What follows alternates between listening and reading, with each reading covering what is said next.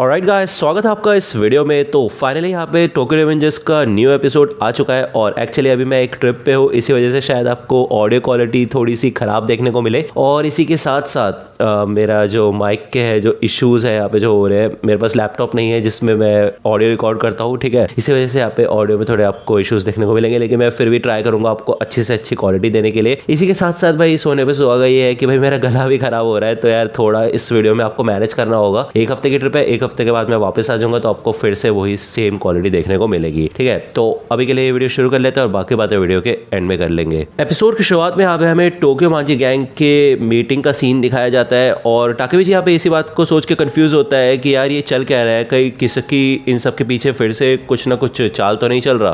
तभी यहाँ पे ड्रैगन और माइकी आते हैं और ड्रैगन यहाँ पे अनाउंसमेंट करता है, वो बताते हैं एक इमरजेंसी मीटिंग है, टोक्यो मांझी गैंग के ऊपर अटैक हुआ था रिसेंटली और इसके पीछे योकोहामा की टेंजिको गैंग का हाथ है। तो यहाँ पे काफी लोगों ने टेंजिको गैंग के बारे में नहीं सुना होता, तो ड्रैगन यही बताते हैं कि एक नई गैंग है और हमें इस गैंग का टाइप नहीं पता कि ये किस तरीके की गैंग है। जिसके बाद ड्रैगन ये बताता है कि फर्स्ट डिवीजन पहला ऐसा डिवीजन था जिसके ऊपर उन्होंने सबसे पहले अटैक किया। तो जब टाकेमिची और चिफुयो आगे आता है तो चिफुयो बताता है कि हमारे ऊपर टीम मोचिजुकी ने अटैक किया था। तो जब ड्रैगन पूछता है कि ये कौन है तो साइड में से स्माइली बताता है कि वो कांजी मोचिजुकी की टीम है जो कि पहले जुगेम का एक्स लीडर हुआ करता था और वही शायद टेंजुको का मेन फोर्स है, मतलब सबसे ज्यादा ताकतवर बंदा है जिसका नाम मोची भी है, ठीक है ना। और ये सब S62 जनरेशन से बिलोंग करते हैं। लेकिन साइड में से मित्सुया बताता है कि उनकी मेन फोर्स मोची नहीं है क्योंकि इन लोगों के साथ हाई टाइनी ब्रदर्स भी काम कर रहे हैं। तो बेसिकली यहाँ पे बार बार हमारे सामने S62 जनरेशन का नाम आता है, ज्यादातर लोग उसी जनरेशन के हैं इस गैंग के अंदर। और ड्रैगन बताता है कि शायद मादानामे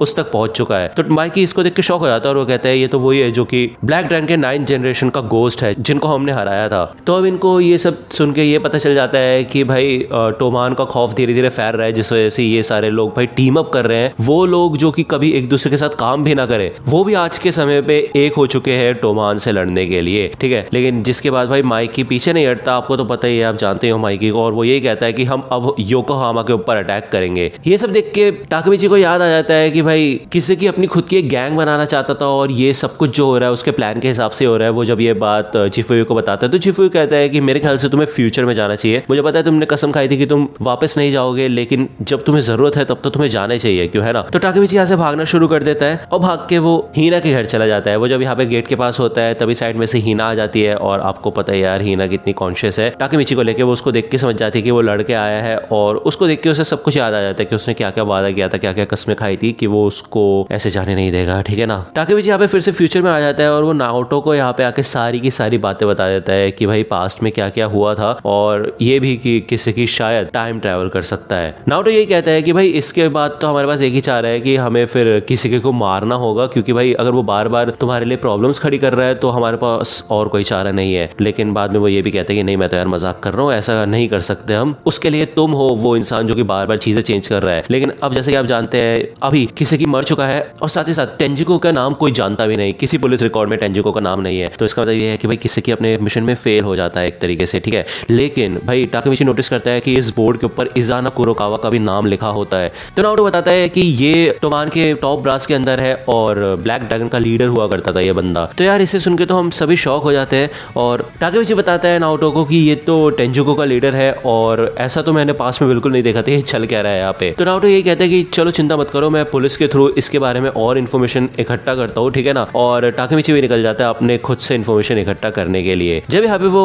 ब्लैक ड्रैगन के बारे में सोच रहा होता है तो उसको इनुपी और कोको याद आता है कि यार वो भी तो ब्लैक ड्रैगन में हुआ करते थे, अब वो लोग क्या कर रहे हैं। भले उन लोगों को भाई फर्स्ट डिवीजन के अंडर रखा गया था लेकिन नाओटो की लिस्ट में वो अभी तक मरे नहीं थे, तो हो सकता है कि वो उनसे कुछ पता लगा सके। तो वो देखता है कि यहाँ पे वही चर्च होता है जहाँ पे क्रिसमस आग हुई थी, यानी कि इन सब लोगों का सामना ब्लैक ड्रैगन से हुआ था, ठीक है ना। साथ ही साथ इन्होंने टाइजो को भी हराया था इधर। तो इधर आके बैठ जाता है चर्च के अंदर टाकेमिची और वो याद करता है कि यार उसने सब कुछ ठीक किया, उसने यूजुहा को रोका टाइजो को मारने से, ब्लैक ड्रैगन को हरा दिया, साथ ही साथ किसी को भी टोमान से बाहर निकलवा दिया, लेकिन उसके बाद भी चीजें बिगड़ती ही गई। तो यहाँ काफी ज्यादा परेशान होकर चिल्लाने लग जाता है। तभी साइड से उसको आवाज आती है और वो यही कहता है बंदा जो भी बैठा होता है यहाँ पे कि शांत हो जाओ, चिंता मत करो, बस ये दुआ करो कि वो शांत रहे। क्योंकि अब वो मर चुका है, तो मैं उसके बाद से हर रोज इधर आता हूँ। तो बेसिकली हमें यहाँ पे बताया जाता है कि टाइजू का छोटा भाई हकाई यहाँ पे मर चुका होता है यार, उसकी डेथ हो चुकी होती है। तो टाइजू को देख के तो भाई डर जाता है यार टाकेमिची भाई, हम खुद डर जाते हैं, राक्षस है यार वो भाई, मारपीट शुरू कर देता है और इतना खतरनाक भी है। लास्ट टाइम तो किसी तरह बच गए थे भाई, अब कैसे बचेंगे। एनीवे ऐसा कुछ भी नहीं है,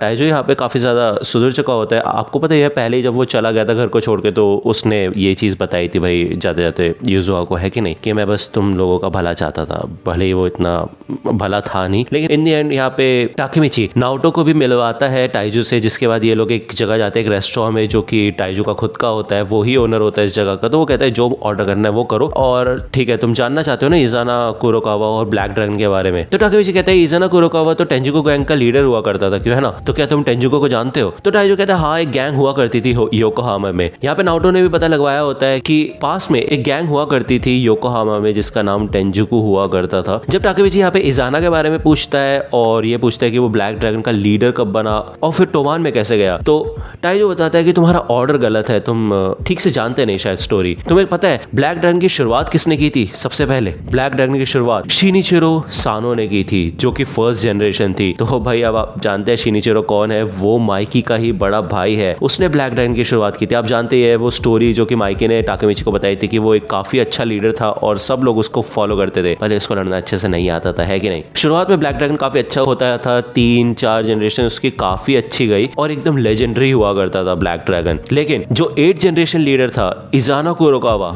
जब उसने कमांड ली तो टाकेमिची पूछता है क्या इसका मतलब टाइजू वो तुमसे पहले भी लीडर बन चुका था। इसका मतलब ये है कि जो 8 जनरेशन आई थी ब्लैक ड्रैगन की, वो टोमान से बहुत पहले आई थी, और साथ ही साथ इजाना इन लोगों से यानी कि टाइजू से 2 साल बड़ा भी है, यानी कि S62 जनरेशन का है वो। जब इजाना ने ब्लैक ड्रैगन को छोड़ा और उसके 3 साल बाद योकोहामा की टेंजुको बनाई और फिर टोमान से लड़ा वो, ठीक है ना, उसी को कहा जाता है कांटो इंसिडेंट। और किसी को पहले से बताता है इसका नाम है कांटो इंसिडेंट, इसका मतलब ये भी कंफर्मेशन है कि वो टाइम ट्रेवल कर सकता है, ठीक है। तो टाकेमिची पूछता है कि कौन जीता, तो भाई नाओटो से रोकने की कोशिश करता है, क्योंकि भाई इन दी एंड वो अभी फ्यूचर में है तो उसको तो पता होना चाहिए था, है कि नहीं। लेकिन टाइजू उसका क्वेश्चन का आंसर देता है, वो ये कहते हैं कि कोई नहीं जीता, इनका ड्रॉ हो चुका था। मांजिरो सानो, टेटा किसेकी और इजाना कुरोकावा, टोमान और टेंजुको को कंबाइन कर दिया गया और बनाई गई सबसे खतरनाक गैंग पूरी हिस्ट्री की। तो भाई इन दी एंड भाई कितना भी कोशिश कर ले टाकेमिची, किसेकी फिर भी टोमान में आ ही जाता है, ठीक है ना। तो टाकेमिची कहता है कि लेकिन किसेकी तो मर चुका है। तो टाइजू कहता है कि क्या तुम्हें सच में लगता है कि किसेकी मर चुका है। तो नाओटो बताता है कि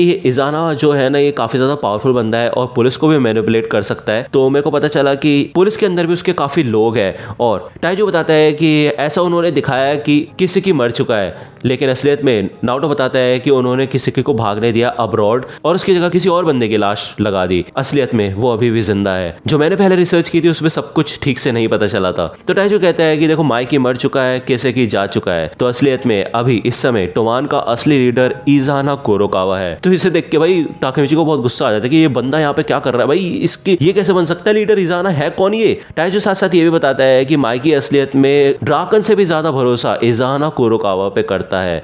करता था, अभी तो माइकी मर चुका है, क्यों है ना। टाकेमिची जब सोच ही रहा होता है कि ये है कौन, ये आया कैसे एकदम स्टोरी में इजाना, तभी यहाँ पे कोको और इनुपी आ जाते हैं। वो कहते हैं यार क्या बात है, कितनी कमाल की बात है, यहाँ पे हमारे पुराने 2 बॉसेस बैठे हुए हैं यार। ये लोग यहाँ पे टोमान के गुंडों को लेके आए होते हैं और टाइजू कहते हैं तुम्हारी हिम्मत कैसे हुई यहाँ पे इन सब लोगों को लेके आने की। तो इनुपी यही कहता है कि हमें कुरोकावा को ऑर्डर मिला है तुम्हें उठा के लाने के लिए। कोको कहता है कि हाँ, और हमें सुनने में आया है यहाँ पे कोई तो है जो कि हमारी इन्फॉर्मेशन लीक कर रहा है। तो बेसिकली यहाँ पे ये लोग दुश्मन बन चुके होते हैं और टाइजू भाई तुम्हें पता है यार वो उठ के खड़ा हो जाता है और वो ये कहता है तुम्हारी बस की है मेरा सामना करना। तो वो कहता है टाकेमिची पीछे वाले दरवाजे से भाग निकलो और नाओटो प्लीज हाकाई के सच को बाहर लेके आना और उसको इंसाफ दिलाना। मुझे नहीं पता कि वो माइकी के इतना करीब कैसे आया, लेकिन मुझे ये पता है कि इन सब के पीछे इजाना का हाथ है, तो प्लीज मेरे भाई का बदला लेना। तो ये मदद करता है यहाँ पे इन दोनों की। और भाई टाइजू ही है वो यहाँ पे खतरनाक होता है, वो इनको भाई पागलों की तरह मारना शुरू करता है और इतना राक्षसों की तरह वो पुराना वाला इसका जोश अभी गया नहीं होता, ठीक है। और वो ये कहता है कि मेरे को मजा आना चाहिए टोमान, चलो फिर। तो जब यहाँ पे टाकेमिची और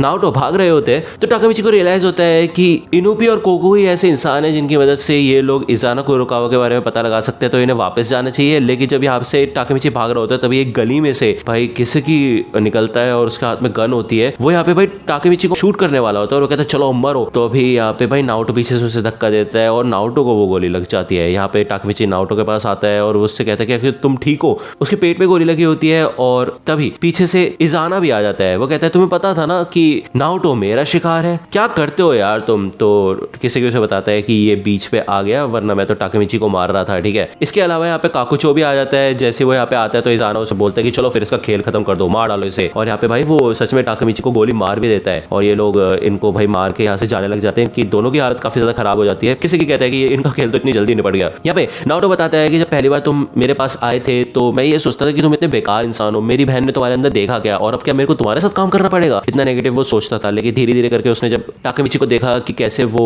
कभी भी हार नहीं मानता, इतनी बार फेल हो चुका है, उससे उसको समझ आया कि असलियत में वो एक बहुत अच्छा और बड़ा हीरो है, ठीक है। तो यार ये सुन के भाई टाकेमिची को रोना ही आ जाता है। और अब क्योंकि इनकी आखिरी सांसें टाइप चल रही होती है तो नारुतो यही कहता है कि चलो फिर अब आखिरी बार हम यहाँ पे हाथ मिलाएंगे। लेकिन मन में टाकेमिची कहता है नहीं, ये हमारा लास्ट हैंडशेक नहीं होगा। ये लोग यहाँ पे हाथ मिलाते हैं और ये एपिसोड यहीं पे खत्म हो जाता है। मुझे पता है यहाँ पे यार काफी नए नए कैरेक्टर्स आ रहे हैं, लेकिन कांटो इंसिडेंट भाई पूरे टोक्यो रिवेंजर्स का सबसे खतरनाक इंसिडेंट है, ठीक है। तो यार इसकी एनिमेशन देखने में सच में काफी ज्यादा मजा आएगा। तो प्लीज फाइट सीन्स मिस मत करना, एनिमेशन देखो, साथ ही साथ एक्सप्लेनेशन भी देखो, दोनों की जरूरत है, ठीक है। और बाकी अब नेक्स्ट एपिसोड आएगा नेक्स्ट वीक, ठीक है। तो यार इस बार आपने थोड़ा मैनेज कर लिया ऑडियो, नेक्स्ट टाइम ठीक हो जाएगा सब कुछ, ठीक है। अभी के लिए इतना ही, मिलता हूं आपसे अगली वीडियो में। वीडियो पसंद आए तो लाइक करना, सब्सक्राइब कर लो अगर चैनल पर नए हो तो, ठीक है।